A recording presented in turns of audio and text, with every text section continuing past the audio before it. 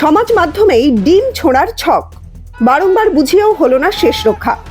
কাউন্সিলরের স্বামীকে বাঁচাতে গিয়ে ডিম খেলেন সিউড়ি থানার আইসি নিজেই। হেলমেট পরে আদালত থেকে বেরোলেন ধৃত। ভোট পরবর্তী হিংসায় এবার গ্রেফতার সিউড়ি পুরসভার 18 নম্বর ওয়ার্ডের তৃণমূল কাউন্সিলর পিঙ্কি দাসের স্বামী পবিত্র দাস। বৃহস্পতিবার রাত্রে তাকে গ্রেপ্তার করে সিউড়ি থানার পুলিশ। গত 21-22 সে যে পোস্টপল ভায়োলেন্স হয়েছিল তার উপর কেন্দ্র করে কালকে একটা কেস হয়েছে। সেই কেসে সিউড়ি থানা আজকে পবিত্র দাস বলে এক ব্যক্তিকে অ্যারেস্ট করে চালান দিয়েছে এবং 5 দিনের পিসি ক্লিয়ার করেছে। কোর্ট সেটাকে বিচার বিবেচনা করে 5 দিনই কিন্তু পিসি অ্যালাউ করেছে এবং তাকে এই পিসি পরে 5 দিন পরে তাকে আবার কোর্টে করেছে। ধারা অনেক কিছুই দিয়েছে, যেমন 147, 148, 149, 171F, 325, 377 and 9B2, সেই সঙ্গে 25 এবং 27 আনসার।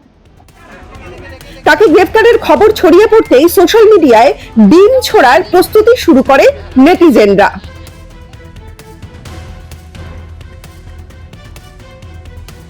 পরিস্থিতি নিয়ন্ত্রণে রাখতে কোমর বেঁধে নামে পুলিশও। তৃণমূল নেতা গ্রেফতার হবার পরেই তাকে হেলমেট পরিয়ে নিয়ে যাওয়া হয় আদালতে। সেখানে ডিম হাতে উপস্থিত হয়েছিলেন মহিলারাও। যদিও সিউড়ি থানার আইসি শৈলেন্দ্র উপাধ্যায় সেখানে পৌঁছে পরিস্থিতি নিয়ন্ত্রণে আনেন এবং বিক্ষুব্ধদের হাত থেকে ডিমগুলি নিয়ে নেন। যদিও পরে ধৃতকে আদালত থেকে বার করার সময় ভিড়ের মধ্যে থেকে চোর চোর স্লোগান ওঠে ডিম ছোড়া। এছাড়াও বিক্ষোভকারীরা ডিম ছুড়লে সেই ডিম গিয়ে লাগে আইসির গায়ে, মাথায়। ঘটনার প্রসঙ্গে বিক্ষোভকারীদের দাবি, আজকে ডিম ছুড়লাম, চোর চোর স্লোগান দিলাম, আরো সামনে পেলে হয়তো জুতো খুলেও মারতাম।